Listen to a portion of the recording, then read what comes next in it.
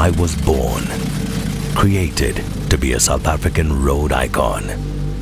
I remember being hand-built in 1976 at BMW Group plant Roslyn by skilled hands who only built 110 of us. M is engraved by hand in our nameplate. We exist because of our two-track siblings who became the world's most successful 5 Series on the track.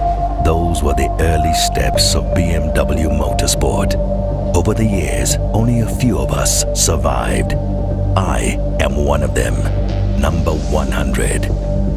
From splendor to Dust Bowl and back, this is a new beginning as I come to life again.